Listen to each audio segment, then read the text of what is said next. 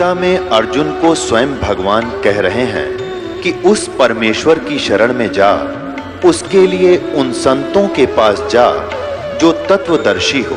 इसी प्रकार हजरत मोहम्मद को उनका अल्लाह कह रहा है कि कोई और पूर्ण परमात्मा है, उसको पाने के लिए उन तत्वदर्शी संत की तलाश कर। वो प्रभु कौन है, ये जानने के लिए कृपया अवश्य सुनिए जगत गुरु तत्वदर्शी संत रामपाल जी महाराज के अमृत वचन। गरीबदास जी के द्वारा परमेश्वर ने अपना यथार्थ ज्ञान पुनः प्रकट करवाया, क्योंकि उनको मालूम था कि कबीर सागर के अंदर ये कबीर के 11-12 पंथ कुछ घुसपैठ करेंगे और यथार्थ ज्ञान को कुछ उसमें फेरबदल कर देंगे। तो परमेश्वर ने दोबारा वो ज्ञान कवा दिया और ऐसी जगह सुरक्षित रख दिया। गरीबदास जी द्वारा लिखा हुआ एक ग्रंथ है और उसके विषय में दास तो गरीबदास पंथ से ही अलग हुआ है। खूब जानकारी थी कि किस सब ने ये बता रखा था कि गरीबदास जी ने जो वाणी लिख रखी है, किसी ने मात्रा भी गलत लिख दी और कोई फेरबदल कर दिया वाणी में तो उसका बहुत बुरा हाल होगा। एक संत ने, दालदास नाम का एक संत था, उसने गरीबदास जी की वाणी में एक ऐसी, जैसे अपने बच्चों को माता पिता भी गाली दे देते हैं, तो वो उसमें ऐसी कुछ भाषा लिख प्रयोग कर रखी है धमकाने के लिए कि चेतावनी में चूक नहीं और क्या देऊं गाली, कि कहना था बहुत कुछ कह दिया और गाली दूं तुम्हारे को, इस तरह के और भी कुछ है। तो उसने सोचा कि ये अब अंदर से शब्द है, इनको निकाल देता हूं। उसने मूल ग्रंथ हाथ से लिखा जाता था, तो लिख तो पहले रखा था, वो बाद में हुआ था। उसने संशोधन करना चाहा, उसको पैरालिसिस हो गया और उसने सब जगह बता दिया कि भाई इस ग्रंथ की किसी भी वाणी को छेड़ना मत, मेरी दुर्दशा इसी कारण से हुई है। और छुड़ानी के अंदर उसकी एक अलग से मकान भी बना हुआ, दयालदास कोठी बोल रहे उसने। तो उस परमात्मा ने ऐसा झटका दिया कि गरीबदास के पंथ में इस ग्रंथ साहब में किसी ने 250 वर्ष हो गए, किसी ने मात्रा भी गलत नहीं की, जो आज अपने पास सुरक्षित है। तो गरीबदास साहिब जी ने वाणी लिखवा दी थी। एक गोपाल दास नाम के दादूपंथी संत थे, बने हुए थे, उन्होंने ये लिखा था, ग्रंथ साहब तैयार हाथ से लिख दिया था। और उसी में से कुछ अंश निकाल कर, जैसे जप जी साहब बना रखा है गुरु ग्रंथ साहब से, और गीता जी का कोई निकाल लेते हैं, 5-4 श्लोक रोज कर लेते हैं। ऐसे ही गरीबदास जी की वाणी से ब्रह्म वेदी वगैरह, ये जैसे हम आपको नित्यनेम के लिए देते हैं भक्ति बोध के माध्यम से, ऐसे वो गरीबदास जी के शिष्य जो थे वो ऐसे जाप किया करते थे, नित्यनेम ऐसे ही करते थे सुबह सुबह। तो वो लुधियाना के पास एक गांव है वासियर, उस वासियर गांव में बाहर बैठ कर कोई सफर कर रहा था, कहीं जा रहा था आगे, पहले पैदल चला करते थे। तो उसने एक तालाब देखा, तालाब के ऊपर नहा के और बैठ के उसके किनारे और अपना नित्यनेम करने लग गया, जैसे आप डेली करते हो सुबह सुबह का। उसमें ब्रह्म वेदी पढ़ रहा था वो, ऊंचे स्वर में, रात की शांत सुबह सुबह वक़्त से बहुत अच्छी सुंदर दूर तक मधुर आवाज से पढ़ रहा था। और परमात्मा की वाणी तो आत्मा को खींचती है। एक राम राय नाम का सरदार जी था और वो संतों की वाणी के बड़े दीवाने होते हैं। उसने देखा कि प्यारी प्यारी वाणी, संत की वाणी कहाँ से उच्चारित हो रही है। वो धीरे धीरे वही पहुंच गया। जब उसने अपना नित्यनेम कर लिया तो उससे पूछा कि भक्त, ये ऐसी प्यारी वाणी किसकी है। उस भक्त ने बताया कि मेरे पूज्य गुरुदेव जी श्री संत गरीबदास महाराज जी की है। तो उसने राम राय जी ने पूछा सरदार जी ने कि भाई ये संत अब चोले में हैं या चोला छोड़ गए, शरीर छोड़ गए।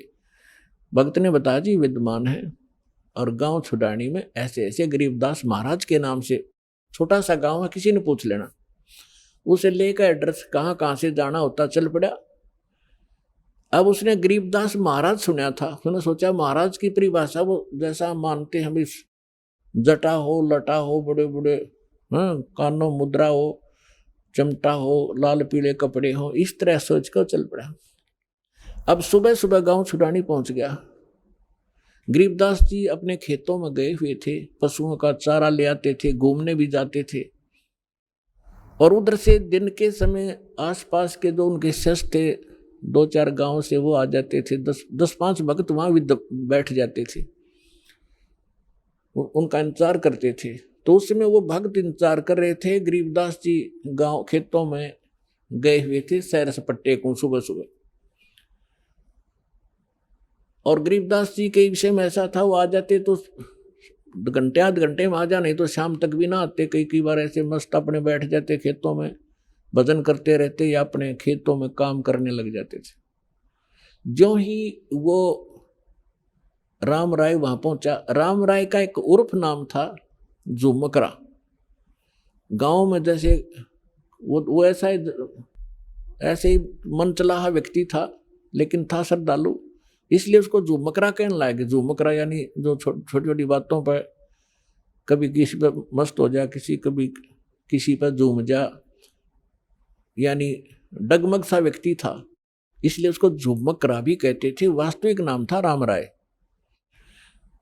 उसने पूछा गांव में कि अभी गरीबदास महाराज का कहाँ है डेरा।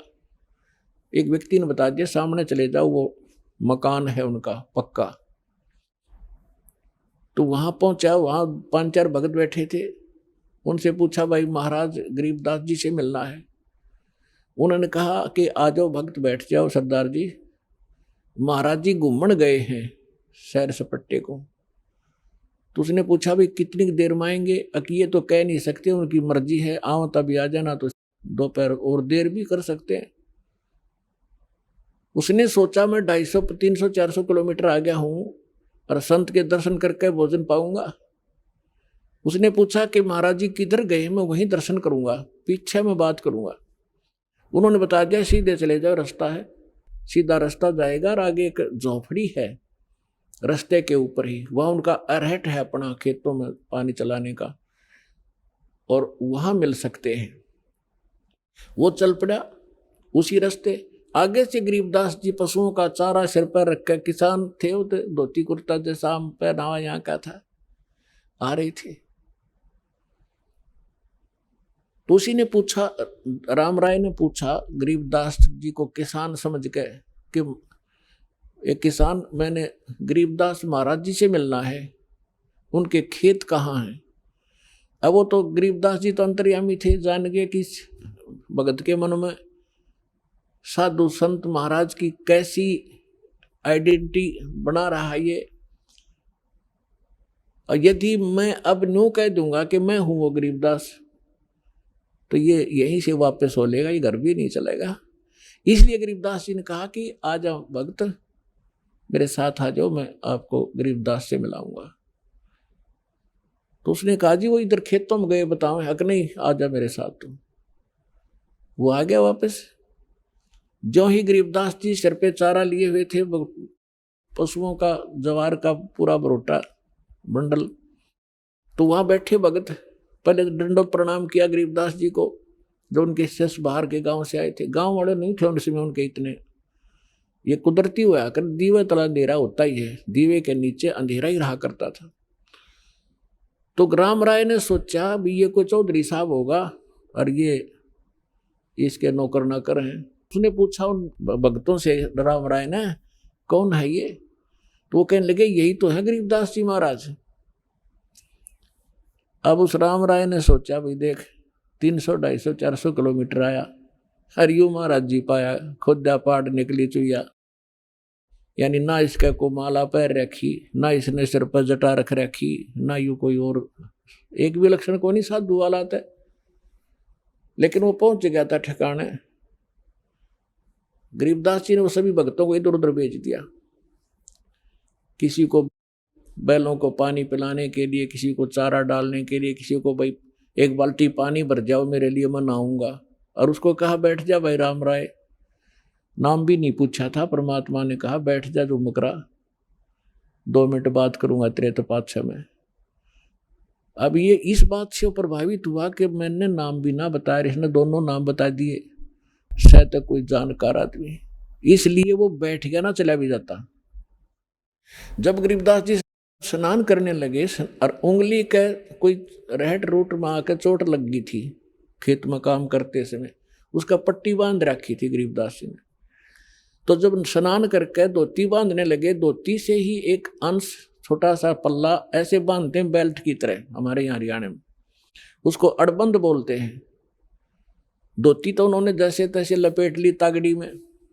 उस राम राय से कहा कि राम राय झुमकरा, आइए सरदार जी, मेरी उंगली का चोट लाग गई और यह बेल्ट बांध दे मेरी धोती की। अड़बंद बांधने लगे। और वो कैसे होता था, अब वो बड़ी धोती है ये, तो ऐसे एग्जाम्पल देता हूं आपको। अब वो ऐसे कर लेते थे धोती के कुछ अंश को, उसी में से अलग से एक किनारे को, और ऐसे बांधते थे पेट के ऊपर का। जो मकरा जी राम राय को कहा कि ले गांठ लगा दे, उसने चारों तरफ से एक शरीर के करके और गांठ लानी चाहिए। वह गांठ जो है शरीर में से निकल आई धोती गरीबदास जी के, और उस धोती का गांठ लग गई। उसने सोचा धोखा लग गया तेरा, दूसरा फेर कर फटाफट। उसने दोबारा फिर ऐसे किया, फिर वह गांठ धोती का लागी गरीबदास जी के शरीर से निकल आई। अब तीसरी बार जब वो कोशिश करने लग गया, जब क्योंकि वो राम राय था, वो श्री कृष्ण विष्णु जी का पुजारी था। गरीबदास जी ने कहा, रे राम राय यानी झुमकरा, मैं तो तेरे जैसा ही किसान हूं। क्योंकि राम राय जो था वो भी 900 बीघे का मालिक था, किसान था। 900 बीघा, पहले बीघा बहुत बड़ा होता था, यानी आज के 3.25 बीघा और उस समय का 1 बीघा, यानी 1.5 बीघा का किला बन जाता, ये समझ लो। 900 बीघा का मालिक था कौन? राम राय सरदार जी। और गरीबदास जी थे 1350 बीघा जमीन के किसान थे, यानी 2500-2500 किले एकड़ समझ लो, यानी 2500 बीघा के मालिक थे। 2500 बीघा, बड़े बीघा जो बोले जाते थे, यानी 1350 के लगभग किले बनते हैं। इतने बड़े किसान थे गरीबदास जी। और वो 900 बीघा का जमींदार था। तो उसने ये आइडिया लगा रखा था, ये सुना हुआ भक्तों से। 2-4 मिनट बात हुई जब गरीबदास जी नहा रहे थे, और फिर वो चले गए। गरीबदास जी ने भेज दिया, जाओ तुम फलाना काम कर लो, कि ये बहुत बड़े किसान हैं, 2500 बीघा जमीन है इनके, और बड़े पहुंचे हुए महात्मा भी हैं। तो राम राय ये सोच रहा था कि वो मेरा कैसा किसान है, ये इसके नौकर नाकर होंगे यहाँ पर, और ये इसके गुण गा रहे हैं। तो उसने, जब गरीबदास जी ने कहा कि राम राय मैं तेरे जैसा ही व्यक्ति हूँ, किसान हूँ, पर धोती का गांठ क्यों ना लगती तेरे थे। जब उसने ऊपर ने देखा तो लीला होती है, परमात्मा ने वो शरण में लेना था। गरीबदास जी के सिर पर ऊपर का हिस्सा विष्णु जी का रूप हो गया, और वो चारों हाथ हो गए, सिर पर मुकुट और छत्र, वो सुदर्शन चक्र घूम रहा था। राम राय ने चरण पकड़ लिए। थोड़ी देर में फिर देखा तो गरीबदास जी, तो उसने सोचा तेरे मन में वैसे तेरी अपनी ही सोच होगी, या ये तो वैसे लग गया तेरा धोखा। और फिर वो उसके शरीर से निकल रही थी कि ये कोई जादूगर होगा। उसके मन में यहाँ अभी तक ये सेटिंग थी। फिर गरीबदास जी बैठ के कहा, जा खाना खा पहले, फिर 2 बात कराएंगे सत्संग की। गरीबदास जी ने 4 घंटे सत्संग सुना उसको। सृष्टि रचना से लेकर यहाँ तक ब्रह्मा विष्णु महेश की सारी सतिथि बता दी, और किन मंत्रों से मोक्ष होगा ये इनसे जाप नहीं, और नानक साहिब जी ने कौन से मंत्र जाप किए थे वो तुम्हारे हाथ नहीं।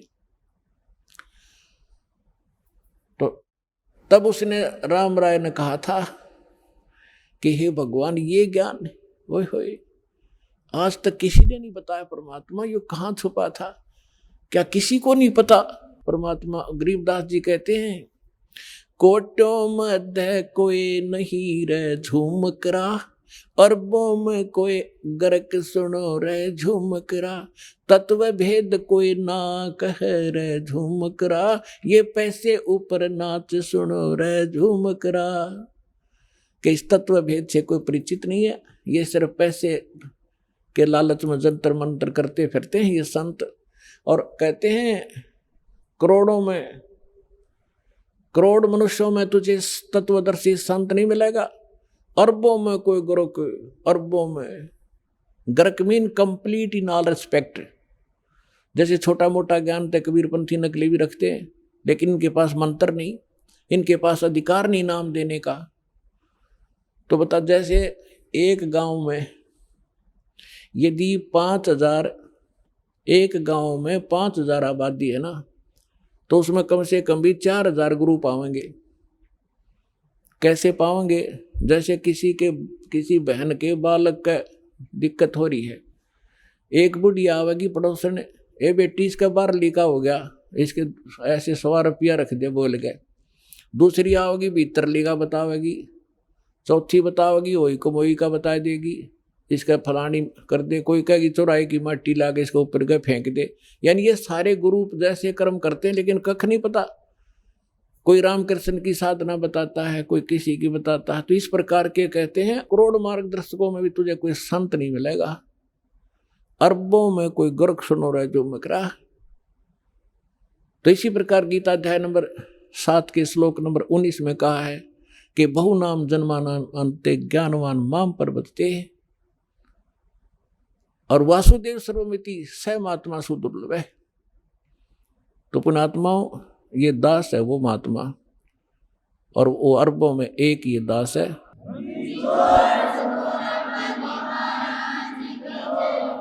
और आपका सौभाग्य है, आपको ये आज दास आपको ये बताना चाह रहा था कि आप आम आत्मा नहीं हो, आप परमात्मा की विशेष प्रिय आत्मा हो, क्योंकि अभी तक आपने ज्ञान का पता नहीं, अभी तक ये सूर्य उदय हुआ ही नहीं था सच्चे ज्ञान का।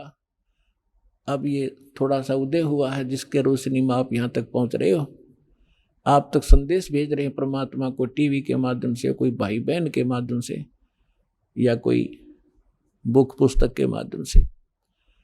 और आप वो पुण्यात्मा हैं कि आपको सतगुरु मिले, और इस समय में ये मानव शरीर प्राप्त है।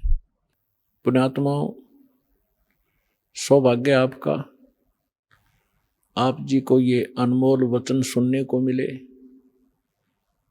और इन भक्तों के इन अनुभव से जो परमात्मा सुख देता है, हम परमात्मा को इसलिए याद करते हैं कि जब तक हम शरीर में रहें, हमारा शरीर स्वस्थ रहे, हमारे बच्चे ठीक रहें, हमारे परिवार पर कोई आपदा ना आवे, तो इन सभी संकटों से केवल कबीर परमात्मा ही बचा सकते हैं। ना विष्णु जी बचा सकते, ना शंकर जी बचा सकते, क्योंकि ये सक्षम नहीं है, ये वासुदेव नहीं है, ये संकट मोचन नहीं है। कबीर परमात्मा वो समर्थ शक्ति है, जिसके विषय में गरीबदास साहिब जी ने कहा है कि सतगुरु जो चाहे सो कर ही। क्योंकि परमात्मा यहाँ जब आते हैं वो सतगुरु भी रूप धारण करते हैं, सतगुरु की भूमिका भी करते हैं। यदि सतगुरु हैं तो परमात्मा ही हैं, और परमात्मा के ज्ञान से परिचित उनके कृपा पात्र भी सतगुरु होते हैं, और वो परमात्मा भी होते हैं। तो गरीबदास साहिब जी ने कहा था कि सतगुरु जो चाहे सो कर ही, और 14 कोट दूत जमदर ही, ऊत भूत जम त्रास निवारे, और चित्रगुप्त के कागज पाड़े। तो परमात्मा अपने भक्त की आयु भी बढ़ा देता है, लेकिन सच्ची लगन हो, नियमित रहे। कबीर साहब कहते हैं, जब तक हंसा हमरी आना, काल लगे ना तेरा बाना। जब तक ये हंस आत्मा मेरी मर्यादा में रहेगा, तब तक काल का अटैक आपके ऊपर नहीं हो पाएगा। हम मार खाते हैं, गफलत कर देते हैं, लोक लाज में आकर मर्यादा भंग कर देते हैं, और फिर कहते हैं हमने नाम ले रखा था, हानि होगी। कभी नहीं हो सकती। दास का 19 वर्ष से अनुभव है इस परमात्मा के मार्ग में। वैसे तो 1988 से दास जुड़ा है, लेकिन 1994 से गुरुदेव ने जब से आदेश दिया है नाम देने का, और दिन दिन भी भक्तों ने सच्चे दिल से भक्ति की है, आज उनके वारे न्यारे कर रखे। तो हम मार खाते हैं अपनी नालायकी के कारण। जैसे सीता ने मार खाई थी, और उसको बता दिया था कि इस रेखा से बाहर मत जाना, और उसने यही सोचा था क्या फर्क पड़ता है, अभी आटा दे के आ जाऊंगी वापस। ऐसी आई वापस, दुनिया का नाश करा दिया, और 12 वर्ष तक वहां पड़ी रही, सड़ती रही उस रावण की कैद में। तो पुण्यात्माओं, मर्यादा में रहना और भक्ति करना, 101 पीढ़ी पार हो जाएगी आपकी। बोलो सतगुरुदेव।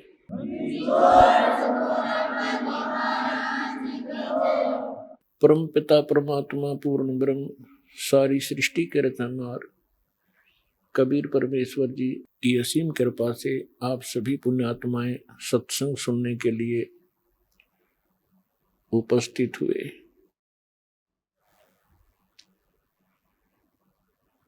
परमात्मा की वाणी में प्रमाण है कि लख बर सूरा जूझ ही, लख बर सावत दे, लख बर यति जहान में, तब सतगुरु शरणा ले।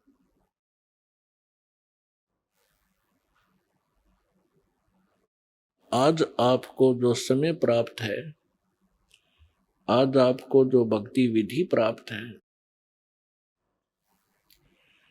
चाहे वो किसी भी कारण से सतलोक आश्रम बरवाला जिला हिसार हरियाणा में पहुंचा है, चाहे किसी भाई बहन के कहने से या कोई किसी संकट से दुखी या कोई ज्ञान से प्रेरित होकर यहाँ पहुंचे हैं, तो सभी पुण्य आत्माएं हैं।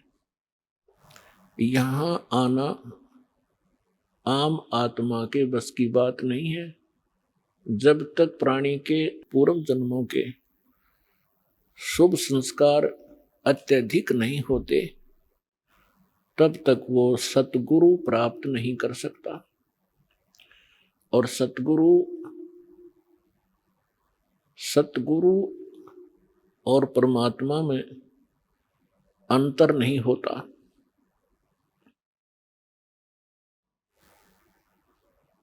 प्रमाण दिया है कि लखबर सूरा जूझ ही, लखबर सावत दे, लखबर यति जहान में, तब सतगुरु शरणा ले। आप सभी पुण्यात्माएं युगों युगों से परमात्मा पाने का भरसक प्रयत्न कर रहे हैं। आपने बहुत साधनाएं की, कभी ना कभी आप परमेश्वर कबीर जी की शरण में भी अवश्य रहे हो, लेकिन हम परमात्मा को पहचान नहीं सके। परमात्मा की शरण में हम भक्ति युक्त तो हो गए, लेकिन सतलोक अपने निज स्थान नहीं पहुंच पाए, जिस कारण से वो पुनकर्मी प्राणी इस काल के लोक में बहुत से महत्वपूर्ण पदों को प्राप्त होता है और उसके पश्चात फिर से 84 लाख योनियों के चक्कर में पड़ जाता है। अब जैसे ये भक्ति काल चल रहा है, भक्ति युग है परमात्मा का निर्धारित किया हुआ, और इसमें अरबों खरबों की संख्या में मानव शरीरधारी प्राणी सतलोक जाएंगे। और अब भी जो कर्महीन इंसान फिसल गया इस मार्ग से, फिर वो असंख्यों युग तक लाइन पर नहीं आ सकेगा। तो क्या बताते हैं, लखबर सूरा जूझ ही। अब जैसे ये भक्ति काल चल रहा है, हजारों युग तक ये सत साधना चलेगी, और फिर इस भक्ति को करते हुए प्राणी बीच में कोई फिसल गए, भक्ति नहीं करी, बीच में छोड़ दिया, तो फिर वो आत्माएं इस काल के जाल में फंसी रह जाएंगी। और इसने यहाँ अपना एक धंधा चला रखा है, रेस्टोरेंट बना रखे हैं ऊपर के लोकों में। विष्णु जी ने अपने लोक में, ब्रह्मा जी ने अपने लोक में, शिव जी ने अपने लोक में, गणेश और दुर्गा जी ने अपने लोकों में, और इस काल ने ब्रह्म लोक बना रखा है अपना रेस्टोरेंट।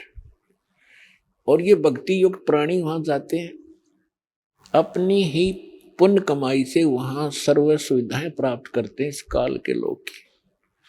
और जब इनके पुण्य समाप्त हो जाते हैं, ये पुण्य पटक दिए जाते हैं, कोई गधे की योनि में, कोई कुत्ते की योनि में। और उसके बाद फिर भी मनुष्य शरीर जब कभी प्राप्त होता है तो उस पुण्यात्मा के अंदर फिर से तड़प भगवान की बनी ही रहती है। वो फिर से शुरू करता है। परमात्मा दयालु है, फिर उनका नियम है, विधान है, प्रत्येक युग में आते हैं, उनको नए सिरे से फिर चार्ज करते हैं। तो परमात्मा की शरण में आप जी ने बहुत अच्छी अच्छी साधनाएं की हैं। और जैसे लखबर सूरा जूझ ही, एक सूरवीर होते हैं, सूरमा जिसे कहते हैं, ये बहुत बड़ी पुण्यकर्मी प्राणी होते हैं। सूरवीर वो होते हैं जो कभी अन्याय करते नहीं और अन्याय सहन नहीं करते, और जब भी कभी कोई युद्ध के मैदान में वो खड़े हो जाते हैं, या तो सामने वाले को मार डालते हैं या स्वयं कट टुकड़े टुकड़े हो जाते हैं, वो पीछे नहीं हटते। ये पुण्यकर्मी प्राणी के अंदर एक विशेष गुण होते हैं। लखबर सावत दे, बहुत से पहले के प्रमाण मिलते हैं कि जिस व्यक्ति के हाथ घुटनों से नीचे तक जाते हो उनको सावत देह युक्त कहा जाता है। वो भी बहुत पुण्यकर्मी प्राणी होता है, बहुत पुण्यकर्मी प्राणी होता है।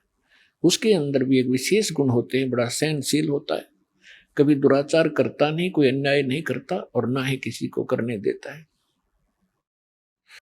और लखबर यति जिहान में, यति जैसे सुखदेव ऋषि थे, वो बड़े यति थे, लेकिन भक्ति साधना ठीक नहीं थी उनकी, फिर भी वो गुण था उसके अंदर। राजा जनक के पास जब वो दीक्षा प्राप्त करने के लिए गए, राजा जनक जी ने उनकी परीक्षार्थ उनका आसन एक अलग कमरे में लगा दिया और उसकी सेवा के लिए एक नौकरानी भेज दी और नौकरानी को कुछ संकेत दे दिया, ऐसे ऐसे करना। नौकरानी उनको खाना खिला करके उन्हीं के बेड पर बैठ गई। सुखदेव ऋषि उस बेड के ऊपर आगे को सरक गया, लड़की और निकट जाने लगी तो बेड छोड़कर वो बाहर खड़ा हो गया और कहा, बहन ए बेटी, आप बाहर जाइए, आप यहां ना रहिए। जब उस लड़की ने जाके राजा जनक से बताया कि ये ऐसे ऐसे किया और ये महापुरुष बहुत ही सूचे हैं, तो वो यति कहलाता है। तो यहां परमात्मा कहते हैं लखबर सूरा जो जही, लखबर सावत दे और लखबर यति जहान में, तब सतगुरु शरणा ले। तो आप जी ऐसे ऐसे भी रहे हो, सदा ऐसे नहीं जैसे आज आप कोई किसी रोग से पीड़ित है, कोई किसी टेंशन से ग्रस्त है, आप ऐसे नहीं थे। इस कलयुग ने हमारा सारा काम बिगाड़ दिया। इस काल भगवान ने हमें भक्तिहीन और संस्कारहीन कर दिया। फिर इसी के साथ साथ बताया है कि जो सत साधना नहीं करते, जिनको सतगुरु नहीं मिलते, उनके विषय में बताया है कि जैसे एक समय गोरखनाथ जी और परमेश्वर कबीर जी की गोष्ठी हुई थी और गोरखनाथ जी ने अपनी सिद्धि विद्धि दिखाई थी, परमात्मा ने उसकी सारी सिद्धि फेल करके और उसको फिर सेट किया था। गोरख जी को ये ज्ञान सुनाया था। गोरखनाथ जी इस ज्ञान से को ग्रहण करके वक्ता बन गए और इस ज्ञान के अंदर इतनी कसक है, प्रत्येक आत्मा इससे प्रभावित होती है जो दास आपको सुना रहा है। और कोई नालायक आदमी आप पे वक्ता बनकर फिर नाम देने लग गया तो वो अपने कर्म तो बिगाड़ता ही है और भी बहुत से प्राणियों का नाश करने का, उनके जीवन नाश करने का दोष भी अपने सिर पर ले जाता है। तो गोरखनाथ जी ने ऐसा ही किया। इस ज्ञान के आधार से लाखों लोगों को अपने पीछे लगाया, जिसमें बहुत से राजा लोग भी प्रभावित हुए, पर उसके पास ज्ञान नहीं था। ज्ञान मीन वो मंत्र नहीं था जिसका मोक्ष हो। ज्ञान अलग चीज है, समाधान मूल वस्तु है। तो यहां सूक्ष्म वेद में गरीबदास साहिब जी ने कहा है परमात्मा से प्राप्त इस ज्ञान के आधार से कि गोरख से ज्ञानी गणे और सुखदेव जति जिहान और सीता सी बहु भारिया पर संत दूर स्थान। क्या बताते हैं कि गोरख जैसे ज्ञानी परमात्मा के इस ज्ञान में सुनकर बहुत से मिल जाएंगे और सुखदेव जैसे यति भी बहुत मिल जाएंगे जो अपनी नेक नीति से रहने वाले, और सीता जैसी सती बहन बहुत मिल जाएंगी पत्नी, लेकिन संत बड़ी मुश्किल से मिलेगा। गोरख से ज्ञानी गणे सुखदेव जति जहान और सीता सी बहु भारिया, लेकिन संत दूर स्थान, संत के घर बहुत दूर है। तो पुण्यात्माओं, अभिमान ना समझना इस दास का। आज वर्तमान में आपको ये संत मिला है, परमात्मा कबीर जी की दया से आपके ऊपर विशेष रहम किया परमात्मा ने। इस रजा को बनाए रखना, बिगाड़ना नहीं। बिगाड़ते देर नहीं लगती, बनते बहुत समय लगता है। तो पुण्यात्माओं, ये वो समय चल रहा है जो पूर्व में निर्धारित किया गया था परमात्मा द्वारा। आज आपको थोड़ा सा ज्ञान सुनाएंगे। परमेश्वर कबीर जी ने अपने द्वारा रची हुई सृष्टि को अपनी प्यारी आत्मा धर्मदास जी को सुनाया। पुण्यात्माओं, आप जी को इस दास के इस ज्ञान से, जो परमात्मा कबीर जी द्वारा दिया हुआ ज्ञान है, उसके आधार से इतना तो आभास हो चुका है,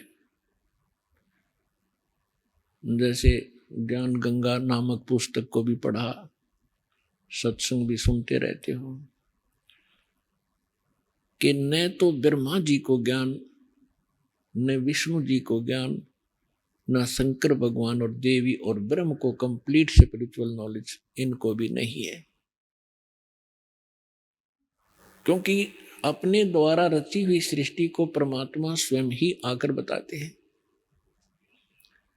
और परमेश्वर चारों युगों में आते हैं, अपने द्वारा रची हुई सृष्टि को स्वयं ही ज्ञान कराते हैं, वही सही सही बताते हैं। उन्होंने 600 वर्ष पहले अपनी प्यारी आत्मा धर्मदास जी से कहा था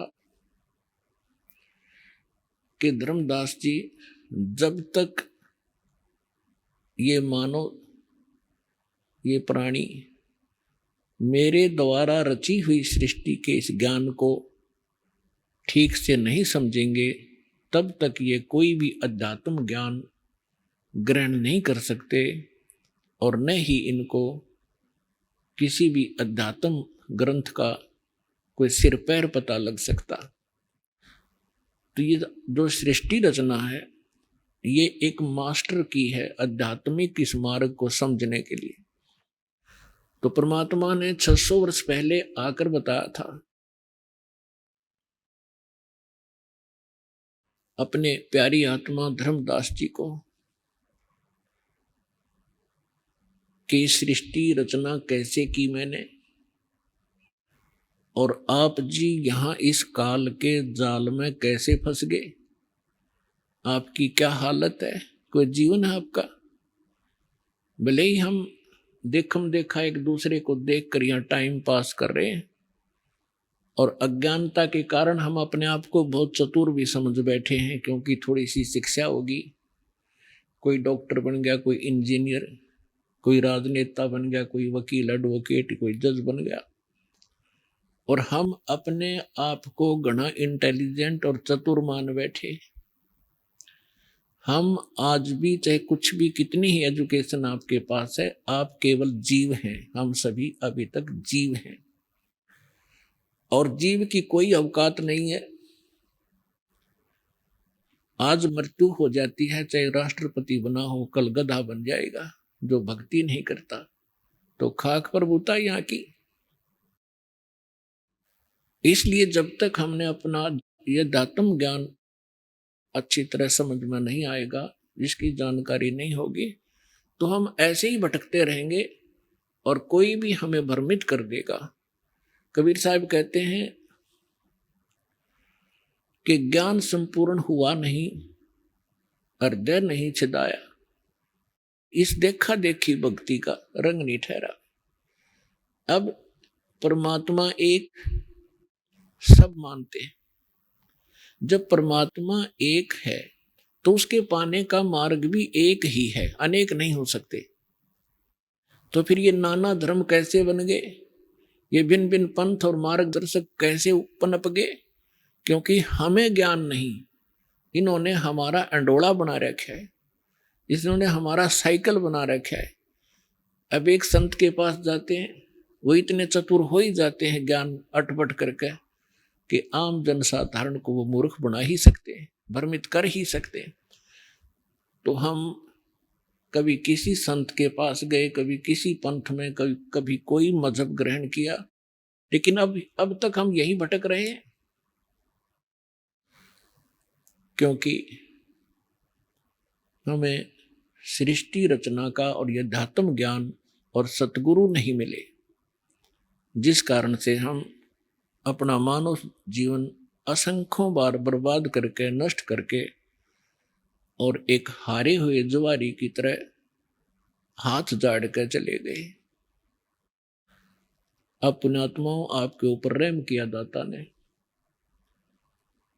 और अब भी नहीं पहचानोगे इस गंदे लोक को, क्योंकि एजुकेशन आपके पास है, इतना समझदार आपको बना दिया है कि आप आसानी से अपना भला और बुरा खूब सोच सकते हैं। और सदग्रंथों में प्रमाण परमात्मा की ये दास आपके रूबरू कर ही रहा है, जो आज तक के ऋषि महर्षि मंडलेश्वरों को ये नहीं प्राप्त हुए। तो सबसे पहले केवल परमात्मा थे, सत्य पुरुष थे, अविनाशी परमात्मा कबीर भगवान थे। उस परमेश्वर का ओरिजिनल नाम जो है कबीर देव है। वेदों में उसे कबीर देव कहते हैं, और हम अपनी मातृभाषा में उसे कबीर कहने लगे। कबीर देव माने साहब परमेश्वर, और कुरान शरीफ के अंदर उसी परमात्मा को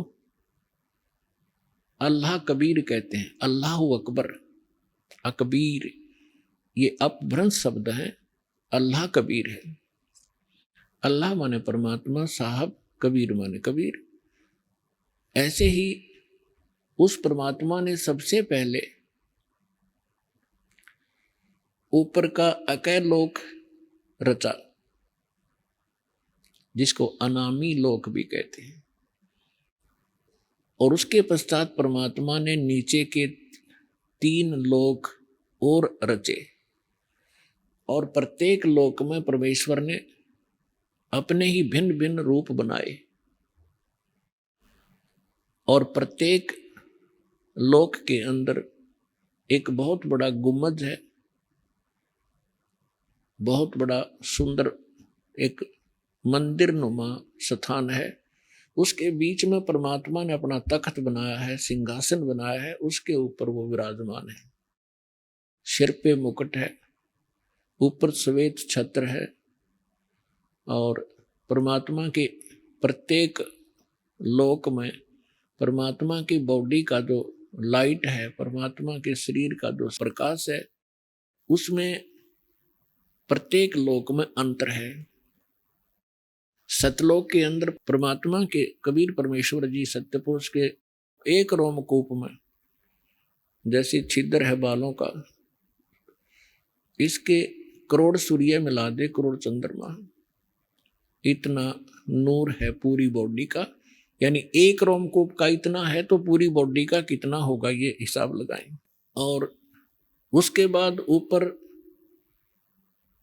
अलख लोक है, उसके अंदर परमात्मा के ऐसे सिंहासन पर विराजमान है, और वहां उनके शरीर की जो शोभा है वो एक रोमकूप में अरब सूर्य और इतने चंद्रमा दोनों मिला दे तो भी परमात्मा के एक रोमकूप की जो रोशनी है वो तेज है।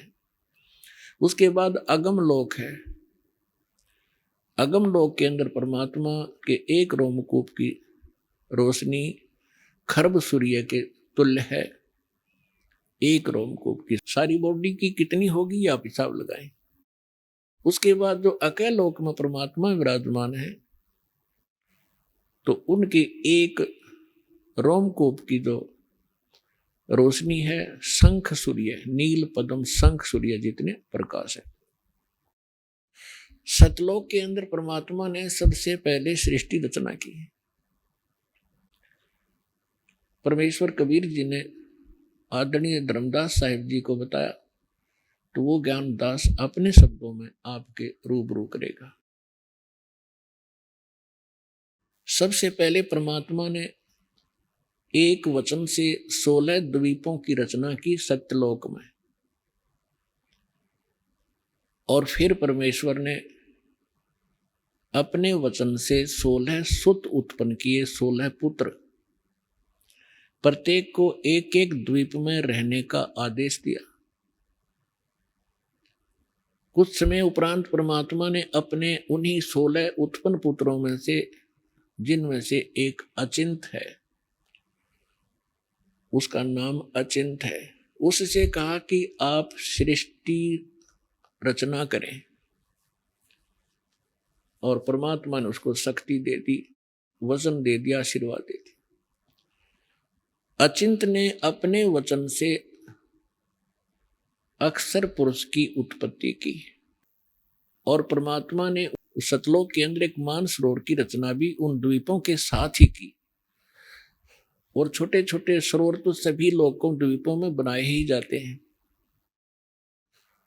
तो अक्षर पुरुष स्नान करने के लिए उस मानसरोवर में चले गए। तो पुण्यात्मा वहां श्वासों से शरीर नहीं है, तो वहां जाकर के उसने पहले स्नान किया, फिर उस शीतल जल के अंदर आनंद से लेट गए, निंद्रा आ गई। काफी समय तक वो बाहर नहीं आए। अचिंत ने परमेश्वर से कहा कि परमात्मा अक्षर पुरुष उठ नहीं रहा है और मैं सृष्टि रचने में हेल्पलेस हूं, विवश हूं, जब तक वो सरोवर से बाहर नहीं आएगा। तब परमात्मा ने कहा कि बेटा, मैंने आपको इसलिए ये सृष्टि रचने के लिए कहा था, और मुझे मालूम था कि आप नहीं कर सकते, लेकिन बीच में आपके कर्म बिगड़ जाते, आप सभी अपनी महिमा की भूख में कहीं गड़बड़ ना कर देते। इसलिए समर्थ का काम समर्थ ही कर सकता है, आगे से सावधान रहना पुत्र। यानी इस झटके से उन सभी जितने भी पुत्र थे जब तक उत्पन्न हुए थे, उन सभी को ये एक अच्छा लेसन प्राप्त हुआ। उसके बाद परमात्मा ने क्या किया, उसी सरोवर से थोड़ा सा अमृत लिया, अपने वचन से एक अंडा बना दिया। अंडे में अपने ही बॉडी से, शरीर से, वचन से एक आत्मा उसमें प्रवेश कर दी, और उस अंडे को उस सरोवर में छोड़ दिया। अंडा गड़गड़ करता हुआ जा रहा था, काफी विशाल अंडा बना दिया। एक तो पुण्यात्माओं भक्ति मार्ग के अंदर, अध्यात्म मार्ग में आप अपने विज्ञान को मत अड़ाना, क्योंकि अध्यात्म मार्ग में कोई इम्पॉसिबल चीज नहीं होती। हमारी बुद्धि उसको ग्रहण नहीं कर पाती, वो हमारी कमजोरी है। इसलिए कोई भी ज्ञान दास आपको बतावे वो गॉड गिवन है।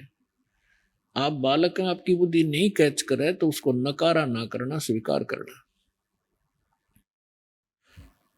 अब जो ही वो अंडा नीचे को जा रहा था,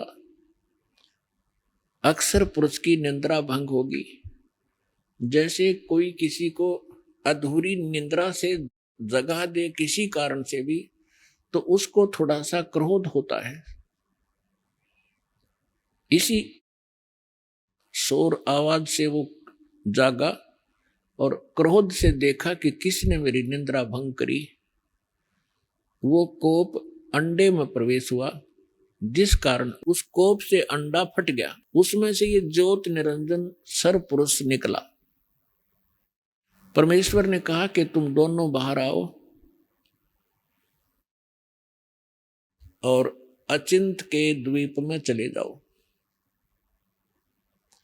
अक्षर पुरुष और सर पुरुष ये दोनों आज्ञा का पालन करके अचिंत के द्वीप में चले गए। उसके बाद परमेश्वर सत्य पुरुष ने, कबीर जी ने अपने वचन से हम सभी आत्माओं की रचना की और हमारे लिए सबके अलग अलग महल बनाए, सुंदर द्वीप बनाए, बहुत लंबे चौड़े, और पूरे सतलोक को सदाबहार वृक्षों से युक्त कर दिया। और वहाँ का जो मटेरियल है, वहाँ के जो पदार्थ हैं, बहुत ही स्वादिष्ट और कभी नाश न होने वाले, कभी समाप्त न होने वाले हैं। फिर क्या हुआ, कुछ दिनों के बाद इस ज्योत निरंजन के अंदर एक खरपतवार पैदा हुआ, खुरापात। इसने क्या विचार किया कि हम 3 जने एक द्वीप में रह रहे हैं और सभी जितने हमारे भाई हैं वो अन्य भिन्न भिन्न द्वीपों में रह रहे हैं। तो उसने क्या अपनी बुद्धि से सोचा, उसने तप शुरू किया। जब 70 युग तक तप कर लिया, तब परमात्मा ने पूछा कि ज्योत निरंजन, आप क्यों तपस्या कर रहे हो, किस चीज की आवश्यकता है तुझे? ज्योत निरंजन ने यानी सरपुरुष ने कहा कि प्रभु पिताजी, ये द्वीप मेरे लिए थोड़ा स्थान है, मुझे अलग स्थान दीजिए। तब परमेश्वर ने उनको 21 ब्रह्मांड दे दिए।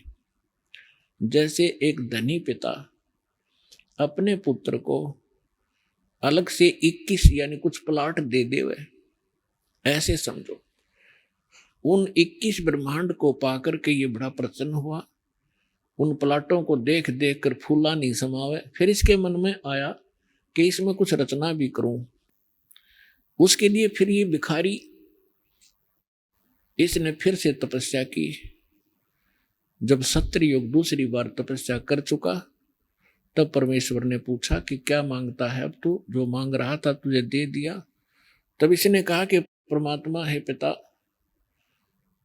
कुछ सृष्टि रचने की सामग्री प्रदान करें ताकि मैं कुछ रचना करूं। तब परमेश्वर ने, कबीर भगवान ने इसको 5 तत्व और 3 गुण दे दिए। अगले बेटा तू खेल खिलौनों से। इसने ये 21 ब्रह्मांड परमात्मा ने सतलोक के एक कोने में बाहर कर दे दिए इसको। जैसे एक अपनी राजधानी दिल्ली है, एक तो मेन बाजार आदि का स्थान है, एक बाह्य दिल्ली जिसमें विलेज क्षेत्र आता, गांव का ग्रामीण क्षेत्र। ऐसे इसको बाहर की तरफ 21 प्लाट दे दिए। फिर इसने सोचा कि इसमें कुछ जीव हों, कंस्ट्रक्शन भी कर ली और अकेले का मन नहीं लगता, कुछ आत्मा प्राप्त करूं।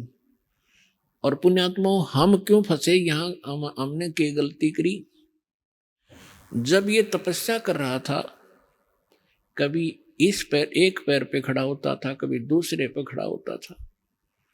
आइए अब हम उन श्रद्धालुओं के अनुभव जानते हैं जो जगत गुरु तत्वदर्शी संत रामपाल जी महाराज जी से दीक्षा प्राप्त कर चुके हैं तथा उनके द्वारा बताए गए भक्ति मार्ग पर चल रहे हैं। नमस्कार सर। सब साहिब जी। सर क्या नाम है आपका? परमहंस दास। सर कहाँ से हैं आप? सर कैमूर बिहार से। सर संत रामपाल जी महाराज से नाम दीक्षा आपने कब ली? संत रामपाल जी महाराज से नाम दीक्षा मैंने 25 अक्टूबर 2012 को सतलोक आश्रम बरवाला से लिया। संत रामपाल जी महाराज से नाम दीक्षा लेने से पहले आप क्या भक्ति साधनाएं करते थे? सर रामपाल जी महाराज के शरण में जाने से पहले तो मैं एकदम नास्तिक प्रवृत्ति का था, किसी देवी देवता को मानता नहीं था। किसी भी साधु संत को देख के मैं पहले से दूरी बनाता था और उनसे कई तरीके का प्रश्न करता था। मैं खोजता फिरता था पहले तो कि कोई मिल जाए जो मेरे प्रश्नों का उत्तर दे। तो मैं फिर उनसे प्रश्न करता था कि जब यही भगवान हैं और भगवान स्वयं सब कुछ करता धरता है, तो यहाँ हम देखते हैं कि चारों तरफ हाहाकार मचा हुआ है। कहीं लोग बाढ़ में मर रहे हैं, कहीं सुखाड़ में मर रहे हैं, कहीं भयंकर महामारी आ जाती है, कहीं कोई बम ब्लास्ट हो जाता है और किसी का बेटा मर जाता है, किसी को बेटी मर जाती है, किसी का परिवार मर जाता है, किसी के बच्चे अनाथ हो जाते हैं। तो भगवान जब परम दयालु है, परम कृपालु है, किसी का देखने में शरीर स्वस्थ लगता है, बाहर बाहर से अंदर जांच होता है तो उसको कैंसर पाता है, शुगर पाता है, ब्लड प्रेशर पाता है, HIV पाता है, तमाम तरीके के बीमारियों से ग्रस्त। आखिर वो परमात्मा दयालु है तो अपने बच्चों को इतना कष्ट क्यों देता है? यहाँ तो पूरी आग लगी हुई है दुनिया में। हम जितना अनुभव था उससे हम प्रश्न करते थे कि यहाँ तो हमने किसी को सुखी नहीं देखा अब तक। हमने अपने जीवन के अनुभव में खाकपति से खरबपति तक से जो हमारा परिचय हुआ, मेल जोल हुआ, तो हम सबसे जब अंदरूनी चर्चा करते रहे, खरबपति को हम सोचते थे कि बहुत सुखी होगा, इसके पास तमाम तरीके का बिजनेस व्यवसाय है, रुपया पैसा है, ये बहुत सुखी होगा। लेकिन उसके भी जब अंदरूनी बातचीत होती थी तो पता चलता था कि इसी के घर में कोई नशा करता है, नशा से परेशान है, तो किसी को असाध्य बीमारी लगी है, उससे परेशानी है। तो हम कहते थे कि आखिर भगवान है कोई?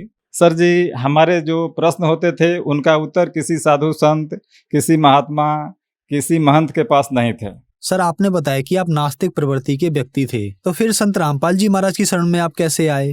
सर, ये बहुत विचित्र कहानी है। हमको घर में बहुत सारा परेशानी हो गया था। हमारी माता जी जो थी वो विहंगम योग सदाफल देव से जुड़ी हुई थी, वो लोग भी आते थे, तो वो लोग भी हमारे प्रश्नों का उत्तर उचित नहीं दे पाए। और इतना ज़रूर बताए कि ये सदाफल देव जी की भक्ति करने से और ये गायत्री मंत्र का जाप करने से और नाक पर ध्यान लगाने से सारा जो परेशानी है, भूत प्रेत का बाधा है, वो ठीक हो जाएगा। फिर भी मेरी माँ, मैं देखता था कि वो तमाम तरीके के ओझामती तांत्रिकों के चक्कर में पड़ी रहती थी, ये भूत परेशान कर रहा है, वो प्रेत परेशान कर रहा है। तो इसके बाद माँ को सदाफल देव का भक्ति करते करते कैंसर का रोग हो गया। कैंसर का इलाज तो सर जी आप जानते हैं कितना महंगा होता है। अब उनका जांच कराते कराते बनारस BHU से लेके पटना कैंसर संस्थान, महावीर कैंसर संस्थान तक हम एकदम माली खस्ता हाल हो गए। परेशानी जब बढ़ने लगी तो थोड़ा ये होने लगा कि भाई आखिर हम परेशान क्यों हो रहे हैं।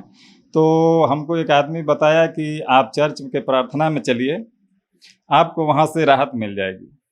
मैं चर्च के प्रार्थना में जाने लगा तो मैं बाइबिल को भी पढ़ने लगा। बाइबिल को मैं पढ़ता था तो उसमें लिखा कुछ और था और वहाँ के उनके जो मानने वाले अनुयायी जो लोग थे वो कुछ और कर रहे थे। बाइबिल में लिखा हुआ था ईसा मसीह बता रहे हैं कि चोरी नहीं करना, ठगी नहीं करना, अपने पड़ोसी से झगड़ा नहीं करना, झूठी गवाही नहीं देना, चोरी नहीं करना, और बता रहे हैं कि हत्या नहीं करना, व्यभिचार नहीं करना। और हम देखते थे कि वो लोग 3 दिन 5 दिन का उपवास रखते थे और उपवास प्रार्थना के बाद जब उपवास टूटता था तो बकरा मार देते थे, मुर्गा मार देते थे। ये सब हमको हजम नहीं होता था। हम कहीं अरे यहाँ भी सब नकली चल रहा है। तो इसी बीच मालिक का सत्संग देखने लगा, तत्वदर्शी संत रामपाल जी महाराज का सत्संग सुनने लगा। जब हमको चारों तरफ से संतुष्टि हो गया तो हम और वहाँ नाम दीक्षा लिए। संत रामपाल जी महाराज से नाम दीक्षा लेने के बाद क्या आपको कोई लाभ भी मिले? लाभ तो इतने मिले कि मैं कहते कहते थक जाऊंगा और आप सुनते सुनते थक जाएंगे। कहते हैं कि हमारे घर में जो वास्तव में प्रेत बाधा था हमको तब पता चला जब हम रामपाल जी महाराज से नाम दीक्षा लेके घर गए तो हमारे पूरे परिवार को वो जो आत्मा वहाँ रहती थी, हमारे घर में बुरी आत्मा, वो सबको दिखाई पड़ने लगी साक्षात, और सबसे बोलती थी, रोती थी कि अब मैं इसी घर में रहता था, मैं अब कहाँ जाऊँ। सर जी आप विश्वास नहीं करेंगे लेकिन ये आंखों देखी बात है। अब चारों तरफ हम कहें कि अब तो हमारे घर में गुरुजी आ गए, अब तो तुम आ नहीं सकते। तो अब चारों तरफ से उसको रास्ता नहीं मिला तो छत के रास्ते कूद के आया। तो हम देखते हैं कि गुरुजी, हम दौड़े दौड़े गए, नीचे से हम दौड़े दौड़े गए कि अरे तो आ गया। तो गए तो देखे कि गुरुजी लाठी से उसको पीट रहे हैं और खूब चिल्ला रहा है। वो जो बुरी आत्मा थी वो चिल्ला रही थी और कूद के फिर छत के रास्ते से ही भाग गया। और उसके बाद जो हमारे घर में बीमारी परेशानी वो सारी चीज़ें जो हुआ करती थी वो सब ठीक हो गई। बीमारी, हमारे गला में बहुत दर्द रहता था और यहाँ पेट में दर्द रहता था। इसके बाद हमारे 2 बच्चे हैं, बेटा हैं, 2 एक बेटी है। तो दोनों बेटों को बारी बारी से पेट में दर्द होने लगा, पथरी हो गया। और उससे पहले जो ओझामती से लोग हमारी भगतमती दिखाई थी, तो बोले थे कि आपके घर में बहुत खराब आत्मा रहती है और वो बारी बारी से सबको मार डालेगी, आप लोग को ये घर छोड़ना पड़ेगा। तो हम लोग जब परम संत रामपाल जी महाराज के शरण में गए, जब उनके द्वारा बताई हुई भक्ति साधना करने लगे, तो परमात्मा की दया से सबकी बीमारी ठीक हो गई। सर, सबसे पहले तो मुझे लाभ मिला कि मैं नशा बहुत करता था, शराब भी पी लेता था और गुटखा तो बहुत खाता था सर। एक दिन में एक पैकेट का खा जाता था, एक पैकेट में 70 गुटखा आता था। मैं एक दिन में 24 घंटा में 70 गुटखा खा जाता था, जिसके वजह से मेरे गला में जब रात को सोता था तो दर्द होता था। और उस दर्द से मैं एकदम घबरा जाता था कि मैं तो हो सकता है कैंसर हो गया, गुटखा खाने से कैंसर होता है, कैंसर हो गया, मैं मर ही जाऊंगा। तो उस समय एकदम शपथ लेता था कि अगले सुबह से तो मैं इसको हाथ नहीं लगाऊंगा। और जब सुबह होता था तो उस बात को मैं भूल जाता था और डर के मारे डॉक्टर से फिर जांच कराने नहीं जाता था कि कहीं वास्तव में कैंसर निकल गया तो मेरी माँ कैंसर से मर गई तो मैं भी अब तो चिंता में मर जाऊंगा और इतना पैसा कहाँ से आएगा कि इतना दवा कराऊंगा। तो वो भी मालिक की दया से सब कुछ ठीक हो गया। उससे पहले मेरा शरीर बहुत क्रीस था, आँख धंसे हुए थे, गाल पिचके हुए थे, मैं 2 रोटी से ज़्यादा नहीं खा पाता था। परम संत रामपाल जी महाराज के दया से इस दास का पूरा शरीर का काया कल्प ही हो गया है। आज मैं जो आपके सामने खड़ा हूँ उन्हीं की कृपा से खड़ा हूँ। सर, तमाम तरीके के परेशानी बीमारी से हमारी आर्थिक स्थिति पूरी तरीके से खराब हो गई थी। ऐसी स्थिति थी हमारी कि किसी से अगर उधार पैसा ले लिया 10-20 हज़ार रुपया और अगर वो मांग रहा है तो किसी से ले कहीं देना होता था। हमारे पास इतना पैसे नहीं होते थे कि हम अपने पैसे से उसको दे दें। कई जगह से कई लाखों रुपए कर्ज से मैं डूब गया था और यही सोचता था कि अब ये कर्जा हमसे पूरा हो पाएगा कि नहीं हो पाएगा इस जीवन में। लेकिन परम संत रामपाल जी महाराज के शरण में जाने के बाद मेरी एक छोटी सी दुकान है और दुकान से और ऐसे भी आप सर जी विश्वास नहीं करेंगे, हमारे घर में ऐसे भगतमती खोलती थी, बक्सा खोलती थी, अटैची खोलती थी, कोई दूसरा सामान खोजती होती थी, उसमें रखे रखे गड्डी के रुपये मिलते थे। पूर्ण परमात्मा रामपाल जी महाराज की दया से हमारी स्थिति धीरे धीरे ऐसी ठीक हुई कि जो मैं कर्जदार था, आज के डेट में जिनको हमारे अड़ोस पड़ोस में सर पता कर दीजिए, जिसको ज़रूरत होता है वो 1 लाख 2 लाख रुपए का वो सबसे पहले हमारे दरवाजे पर आता है। परम संत रामपाल जी महाराज की कृपा से हमारी बेटी की शादी जो है वो बिना 1 रुपये के लेन देन के, दहेज रहित, बिना बैंड बाजे, बिना किसी दिखावे के अच्छे घर में शादी हो गई। लड़का इंजीनियरिंग किया हुआ है, खेत प्रॉपर्टी भी बढ़िया है, बिजनेस भी उनका बढ़िया है और परिवार भी बहुत बढ़िया भगत परिवार मिला है। हमारी बेटी आज बहुत खुशहाल है, ये मालिक की दया से संभव हुआ है। सर, संत रामपाल जी महाराज से नाम दीक्षा लेने के बाद आपको बहुत सारे लाभ मिले, तो जो दर्शक आज आपको टीवी पर देख रहे हैं और वो भी संत रामपाल जी महाराज से नाम दीक्षा लेना चाहते हैं तो कैसे ले सकते हैं? सर जी, आज के डेट में बहुत सारे टीवी चैनलों पर रामपाल जी महाराज के सत्संग आते हैं। उनके नीचे एक पट्टी चलती रहती है जिन पे बहुत कई सारे नंबर लिखे होते हैं। उन नंबरों पर फ़ोन करके और अपने नज़दीकी नामदान सेंटर का पता करके नाम दीक्षा ले सकते हैं। धन्यवाद जी। सबसे